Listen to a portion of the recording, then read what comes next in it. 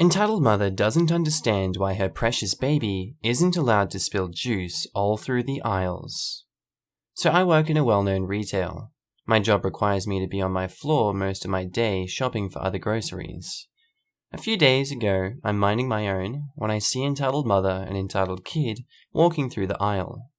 Entitled mother is a baby Karen, younger, thin, blonde long hair, and entitled kid is a mini of about 4 to 5 years of age.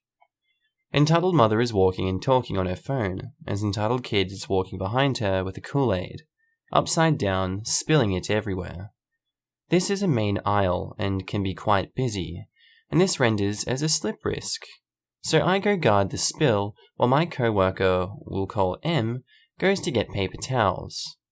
As I'm guarding the main spillage, entitled mother walks by again with entitled kid still pouring juice. The following proceeds. Me. Excuse me, ma'am. Your daughter is spilling her juice, which is a hazard for other shoppers if they slip on it.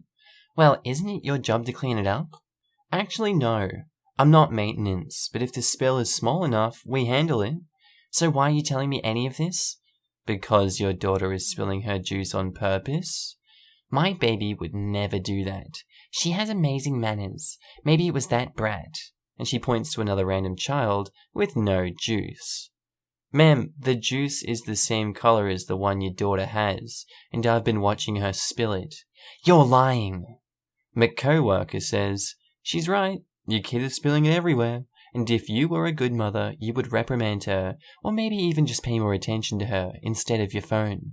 I want to speak to your manager. Ma'am, I am the manager. Please leave. She left after knocking down an end cap. I'm not the manager, but my manager was busy and I'm not going to get yelled at twice. It was my first run-in with an entitled mother. Once is enough for me. How do these people even exist in the wild? And our next story was posted by user Infinite Emotions, titled, Update, but the baby. Okay, hopefully this post won't get removed, but I have an update. Since this doesn't just fit into just no mother-in-law, I thought I'd post it here. I have an update. Boy howdy do I have an update. First, quick recap for anyone who didn't read the first go-round, because they can't since it got taken down. My neighbors, N, mother-in-law, told me that her daughter, PN, was expecting a stork delivery next year and demanded that I either get rid of my cats or she'll get rid of them for me, and I threatened to bury her if she touched a hair on their fuzzy little heads. It might sound extreme, but they were not here last summer. On to the update. First of all, I followed the lovely, thoughtful advice of several commenters and talked to the police. Now, I didn't file for a restraining order. What happened was the chief, small town, came into my work for coffee. We have free coffee for on-duty officers, and everyone knows that I clean the machines and make sure the creamers are stocked. And I explained. I didn't mention that she threatened my cats because he's old school, and an animal that doesn't work isn't worth anything. But I did mention that she's been standing outside and screaming at me when I go for my morning run, which is right after I get off work. And that's making me very uncomfortable. I also explained that I didn't want to formally do anything because I didn't want to hurt N and PN. He nodded, called me 6 kinds of idiot. I can't remember who said I shouldn't set myself on fire to keep it warm, but he repeated it almost verbatim, and told me he'd talk to them in an unofficial capacity as long as I promised to file in an official capacity when crap does go downhill. So, Christmas night, one of the officers stopped by my work to tell me what happened in the wide-eyed awe that you'd only get when you witness something that you just can't believe happened. First, the chief, with an officer as backup, told the family, which is N, PN, and mother-in-law, that I was nervous with the way she kept yelling at me when I went on my morning runs, and that after what happened last summer, I have every reason to be nervous. This woman throws a tantrum, starts screaming, stomping her feet, picked up a piece of the nativity set and threw it at the chief. I gaped when the officer told me this. For context, This is a deeply Christian area, and messing with a nativity is almost sacrilege around here. So the chief, having had enough and not caring one bit for rude entitled people, arrested her for assaulting a police officer. She went to jail and has seen the error of her ways. Okay, no she didn't. When I got off work yesterday morning, N and PN came to me in tears. She told me that she'd bought their mortgage and that she was going to evict them if I didn't drop the charges. The charges, I would like to remind you, that I did not press. I think I just stared at them in astonishment for a good 5 minutes before my brain rebooted. Told them to talk to the bank, explain that someone else is claiming to have bought their mortgage, and ask if it's true. Spoiler alert, it wasn't. Now, that would have been bad enough, except that the bank manager they spoke with happened to be Jay. For the sake of anonymity, and because I'll always have a fondness for the men in black. Jay is a notorious gossip. She can't pass 5 people without telling them all every detail of her day. So when she learned that not only did someone claim falsely that a mortgage had been bought, not only did someone threaten them with eviction, which apparently only the bank can do, if they didn't do anything, but that person was the mother-in-law, I'm surprised her flapping lips didn't herald a wind advisory. And I do mean that in the best possible way. If you're reading this, love you, Jay. Never change. Even if she gets off with a slap on the wrist, which is not likely. Our chief has many memorable qualities, but he does hold a grudge. She can't even get a bail hearing, because her lawyer has to appeal for an interjudicial judge. I think that's what it's called when you get a substitute judge. Because all 3 of ours are on vacation, and the earliest ETA is January 3rd. Oh, and the bank, the one the mortgage was through, is also pressing charges. Because it is illegal to claim you own a mortgage that you don't. Oh, and her name is Mud in our town. Welcome to life in a small town, tramp. Edit, I spoke to one of the officers, and it was a wise man that got thrown from a ceramic set. No. Our next story was posted by user Gnarly Darling, titled, Entitled Mother is Okay with Her Peeping Kid. So this story is short and sweet. Also, I'm on mobile, so sorry in advance. I used to work at Victoria's Secret. I worked mostly in the fitting room, sizing people on their bra size and picking out styles that best fit their needs. One day, a woman, entitled Mother, comes in with her sister and her kid, who is 5 years old. My fitting rooms are always full, so her sister has to wait to try on her pajamas, but I offer for a fitting while we wait. Entitled Mother gets upset that they have to wait and tells me that if they were in the store for bras, they would have just picked some out. Which is a fair point, but I'm obviously just trying to buy time while we wait. Once someone finishes in their room, Entitled Mother's sister goes in, and Entitled Mother walks around the store a bit, leaving her child unattended. This isn't usually an issue because I genuinely don't mind if they're being well behaved. But this kid started going under the fitting room doors into rooms that people were changing in. In my head I was like, oh crap, so I tell him to stop. He giggles and goes to a corner, and I step out to tell Entitled Mother what happened. Hey, I just wanted to let you know that he was going under doors, and I can't really allow that. Are you kidding me? He's 5. He doesn't know any better. It's not like he's a pervert. He's 5 years old. Look, I understand, but we have people changing into bras and lingerie. I don't want anyone to feel uncomfortable. She had a face of pure disgust. She called my manager and told her that I was accusing her child of being a pervert. My manager apologized, but she also let her know that he could not, in fact, go under the doors. Entitled Mother and sister left without buying anything, and I was left apologizing to the customers who had to put up with her kid. Side note, I'm not a parent, but I feel like 5 years old is old enough to be told not to do something and why they shouldn't do it. What do you think? Our next story was posted by user ZZTRI, titled, Boys Will Be Boys, ... This is fresh, it just happened. I'm a senior developer for a triumvirate of companies in the electronic warfare sector.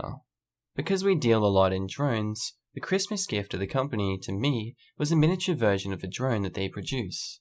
Pretty good one too. Perfect collision detection, GPS, GLO and ASS, battery lasting 45 minutes, smooth drive. Still, it's just as large as the hobby version for drones, and of course it has open software, open source firmware and software. So I decided to take kids out early today to fly the drone. The park was yet empty, only some kids in their early teens I know from our neighborhood, and a couple of parents with little kids. After teaching my kids how to fly the drone, I let them to fly it, and sat on a bank nearby to check on my mail. Not a couple of minutes passed before my daughter started yelling, "Daddy!" I looked up, seeing this fat-ass kid trying to rip the remote off my older daughter's hand with one hand while punching her at the shoulder with the other hand, repeatedly. I jumped up, started running to them, and the kid started running to hide behind a rotund man. As I approached, he started talking to me with a crap-eating grin. How telling his boy was just curious. He meant no harm, and yeah, our version of boys will be boys in our native language. While arguing with him, I realized that the kid moved away just to be circled around by a group of boys roughly his age. Mind you, we're still a collectivist community, and one of the no-nos in the street laws is to never hit a girl. Those other boys were not impressed. After a brief chatter, I sadly couldn't hear. They started roughing him up, kicking his ankles, slapping him. Then one held him tight and they all started punching him at the shoulders, and he started crying loudly. I'm not a violent person, but my daughters are a sun and moon and were grievously enraged. As the rotund man in front of me turned to save his offspring, I held his arm, making sure my grip was iron tight. Imitating his crap-eating grin, I told him, "Where are you going? Don't worry, boys will be boys." And I pushed him back, moving on the kids, yelling, "All right, boys, that's enough," giving them time to scatter. I didn't let the man touch them. He could do nothing but drag his whining kid outside the park. Of course, the other kids should be taught that their actions have consequences. That's all our community's collectivism stands for. So I took them to the nearby supermarket alongside my daughters and bought them all jumbo-size Ruffles, chocolate, and black cherry Colt juice and cola. After all, as the Persian said, "Men daka duka," as I can roughly translate, "Karma, female dog." This exploded. Thank you everyone for your comments. I didn't think that this would be such a popular post. I was just ranting about everything after the event happened. Our next story was posted by user Imaginary-Broccoli6, titled, "I'm not your daughter's boyfriend." So my class was cut off early since the teacher was going on holiday and he misunderstood his flight departure. Weird, but alright. I decided to go on the outdoor mall cinema to watch that new Knives Out movie, which is amazing by the way. Highly recommend. After the movie, I went to the ATM center because there was a sale of Airhead candy and Pop-Tarts. They're extremely rare and expensive here. After getting cash, I was walking towards the supermarket when a man screamed, "You!" and pushed me right into the fish pond. I resurfaced quickly, as it was only 80 centimeters deep. I yelled at the guy, asking him what the hell he was doing. "ED, you raped my daughter, you pervert. How dare you? I welcome you into my home and you freaking touched her."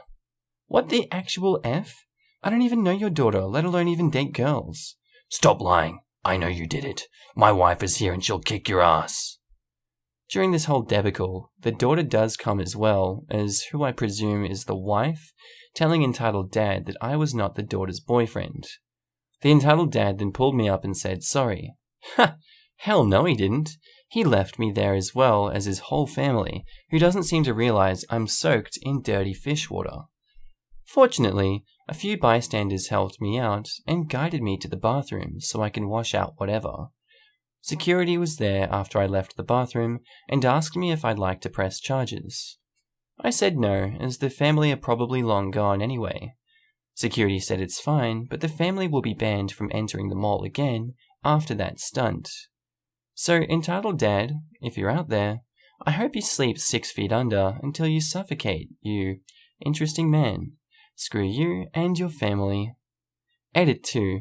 I did hear someone say that they got it on film, but unfortunately I couldn't find the guy. Dang it. Edit 2. Unfortunately, since it was a civil case, you can't press charges. Now, since Entitled Dad did assault me, if I convicted him, he will only face a misdemeanor and assault, and you get little to no jail time for that. I've said in previous posts that Indonesian law is slightly confusing. And our next story was posted by a user, rSourceChuck, titled, No Stopping, Except for Me. There is one parent who constantly parks her car on the exit to my kid's school in order to wait for her kid. There are 2 schools that use this road with hundreds of students being picked up every day, and this person not only blocks the right lane, but parks directly under the no stopping sign to do it.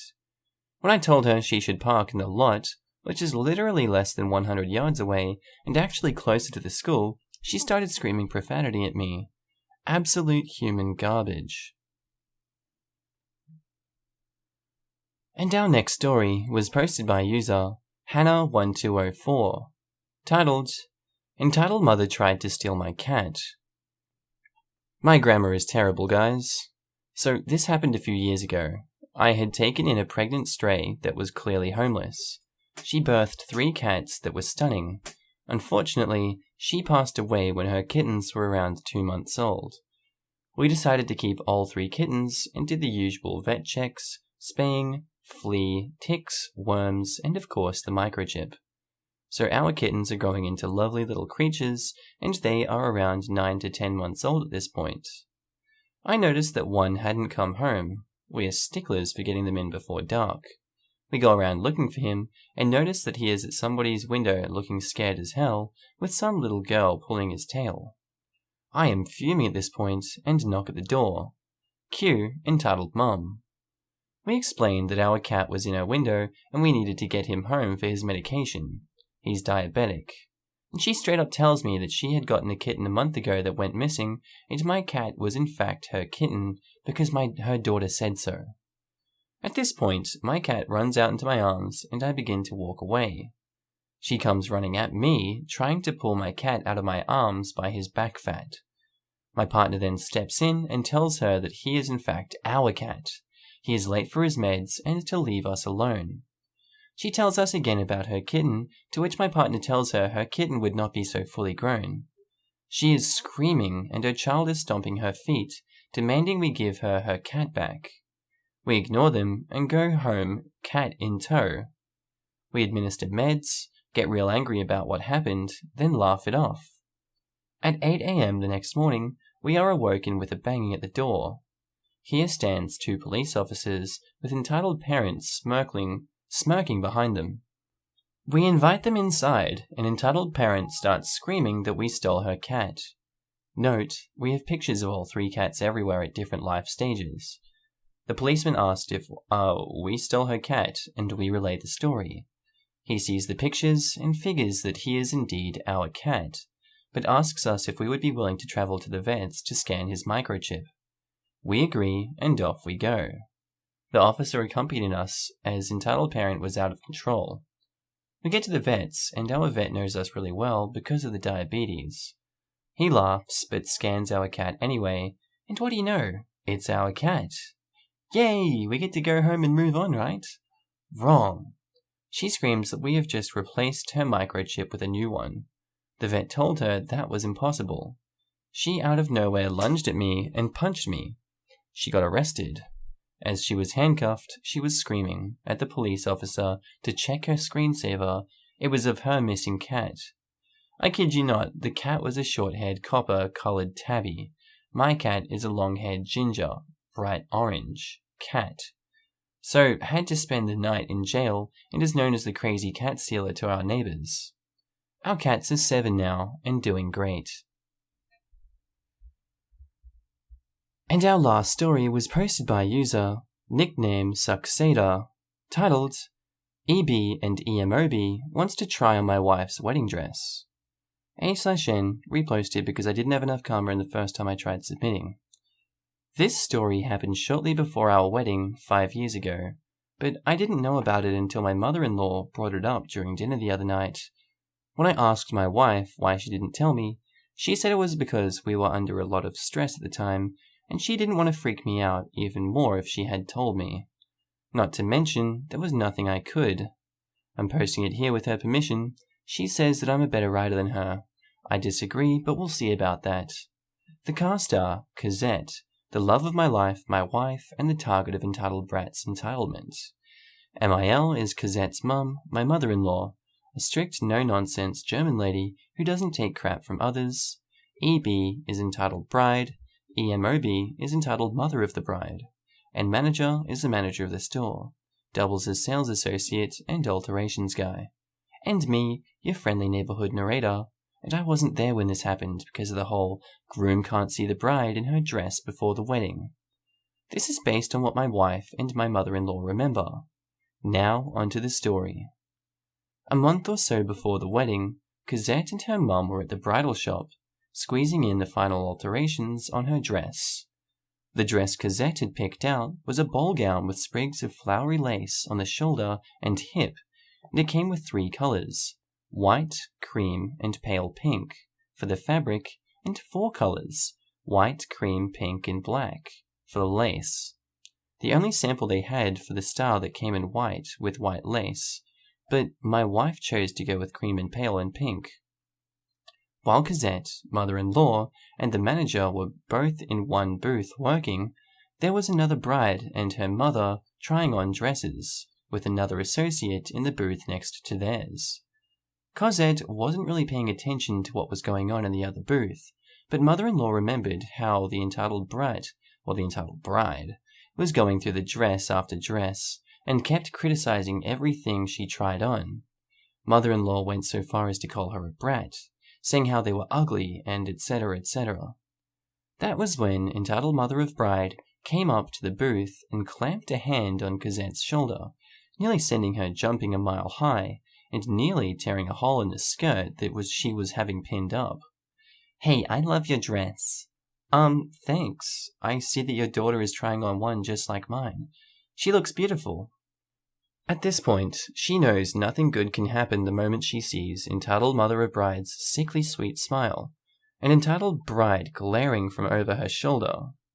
"I know, but the thing is, entitled bride doesn't really like the color. It just doesn't flatter her, but she loves this one. Maybe you can let us try it on after you're done with it?"